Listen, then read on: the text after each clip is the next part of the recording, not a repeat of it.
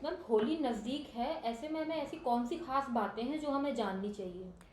हमारा देश एक कृषि प्रधान देश है। यहाँ पे हम हर नई फसल का स्वागत अग्नि पर समर्पित करके करते हैं। जैसे अभी हमने लोहड़ी मनाई थी जिसमें हमने मक्के की फसल अग्नि पे समर्पित करी थी। अब हम होली मनाने जा रहे हैं जिसमें चना, जौ और गेहूँ की फसल को हम अग्नि पे समर्पित करने वाले हैं।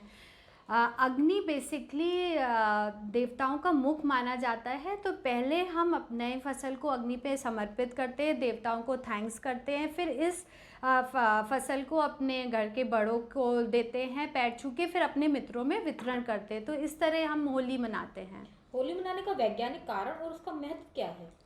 हमारे देश में जितने भी तीज और त्यौहार हैं ये सब बेसिकली वैज्ञानिक, इनमें कारण कुछ ना कुछ छिपे हुए हैं। होली जो है बेसिकली एनवायरमेंटल क्लेंजिंग का त्यौहार है। जब हम होलिका दहन करते हैं तो आसपास की पतझड़ की जो भी पत्तियां होती हैं वो इकट्ठा कर ली जाती है।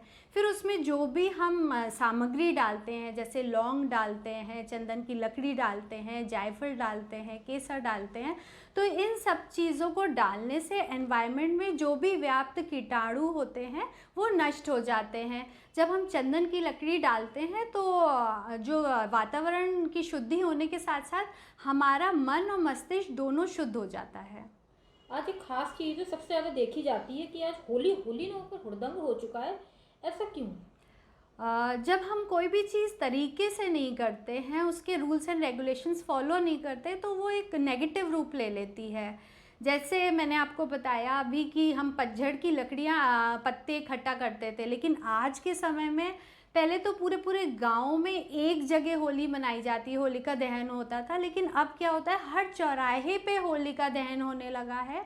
तो क्या होता है कि ना केवल पत्तियां, पूरे पूरे पेड़ काट करके इकट्ठा कर दिए जाते हैं, और जब हमने पूरा पेड़ काटा है तो वो जलेगा कैसे, इतनी जल्दी सूखेगा कैसे, तो उसके लिए हम पेट्रोल का यूज़ करते हैं, डीजल का यूज़ करते हैं। फिर हम उस अग्नि में प्लास्टिक भी डाल देंगे, पेपर भी डाल देंगे, तो वो एनवायरमेंटल क्लेंजिंग ना हो करके एनवायरमेंटल वेस्ट बन रहा है, पोल्यूशन क्रिएट कर रहा है। जब एनवायरमेंट में पोल्यूशन होगा तो व्यक्ति कहाँ से सही सोचेगा और कहाँ से सही डिसीजंस लेगा। होली के रंगों का लोगों के जीवन में क्या महत्व है? हर रंग की अपनी एक हीलिंग प्रॉपर्टी होती है। जैसे लाल रंग है व्यक्ति में उमंग, उत्साह, प्रेम डेवलप करता है। ग्रीन कलर है हार्मनी का कलर है। देन येलो कलर है विवेक को जागृत करता है। जो नीला रंग होता है, हल्का नीला रंग है, वो शीतलता देता है। तो हर रंग की अपनी हीलिंग प्रॉपर्टी होती है।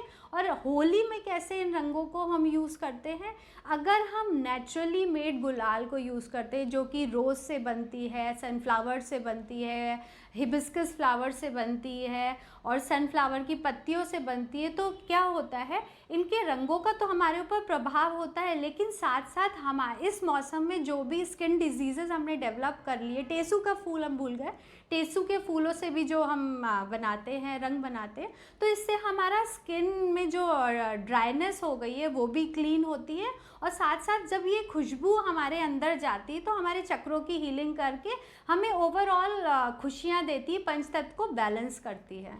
ऐसा सुना जाता है कि होली के रंग रिश्तों में मधुरता लाते हैं, क्या वाकई ऐसा है? बिल्कुल है। जैसे हम अपने कलर थेरेपी के कॉन्सेप्ट में रंगों को चेंज कराते हैं लोगों के, जैसे दो कपल्स के बीच में हार्मनी क्रिएट करने के लिए या प्रेम का विस्तार करने के लिए हम लाल रंग और हरा रंग यूज़ करते हैं। और ऐसे ही किसी जो हमारा जैसे किसी गुरु से हम जब मिलने जाते हैं तो हम उसको पीले रंग के फूल अर्पण करते हैं। तो हर रंग की अपनी एक प्रॉपर्टी होती है जिसको यूज़ करने से हम बड़े बड़े बदलाव ला सकते हैं। होलोकास्ट शुरू हो चुका है, इसका शाब्दिक अर्थ क्या है?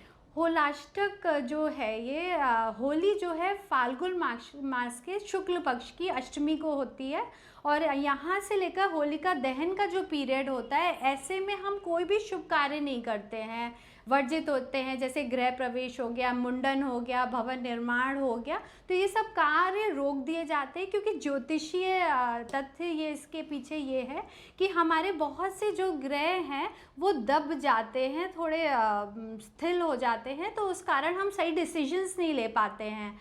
तो ऐसे टाइम पे हमें जप तप करना चाहिए, आध्यात्मिक उन्नति के लिए मंत्रों की चैंटिंग करनी चाहिए और बिना कारण इधर उधर स्पेशली चौराहों पे निकलते समय बहुत सचेत रहना चाहिए, क्योंकि इस पीरियड में बहुत से नेगेटिव लोग नेगेटिव उपचार टोटके के रूप में करते हैं, तो हमें अपना बचाव करना बहुत ज़रूरी है। आजकल लोग टीवी सीरियल्स में देखते हैं कि वहाँ कैसे फेस्टिवल को सेलिब्रेट किया जाता है, आज लोग भी वैसा ही कर रहे हैं। इस बारे में आपकी क्या राय है, आपका क्या कहना है? देखिए, जो भी टीवी सीरियल्स होते हैं, फिल्म होते हैं, ये समाज का ही आईना होते हैं, एक दूसरे का प्रतिबिंब होता है। जो हम टीवी पे देखते हैं वो हम करते हैं, या फिर जो हम करते हैं वो टीवी पे दिखाया जाता है, तो दे आर को रिलेटेड। हम कुछ ऐसा नया नहीं देख रहे, ये सब कुछ हो रहा है।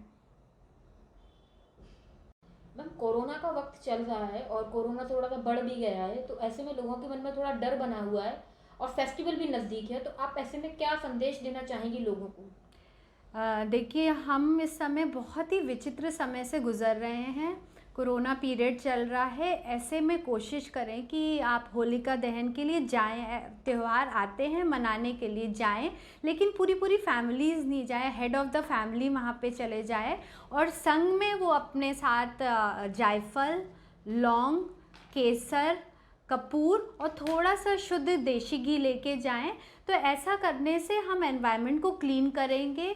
चंदन की थोड़ी लकड़ी भी साथ लेके जाएं और बहुत भीड़ भाड़ नहीं करें। आप जिस दिन सेकेंड डे जब होली खेली जाएगी तो बहुत सारी भीड़ नहीं इकट्ठा करें। अपने नियर एंड डियर फ्रेंड्स के साथ या फैमिली के साथ आप ये फेस्टिवल मना सकते हैं और सिंथेटिक कलर्स के बजाय नेचुरल फ्लावर से बने गुलाल का प्रयोग करें और कोई अगर खेलना नहीं चाहे तो उसके साथ ज़बरदस्ती बिल्कुल भी नहीं करें।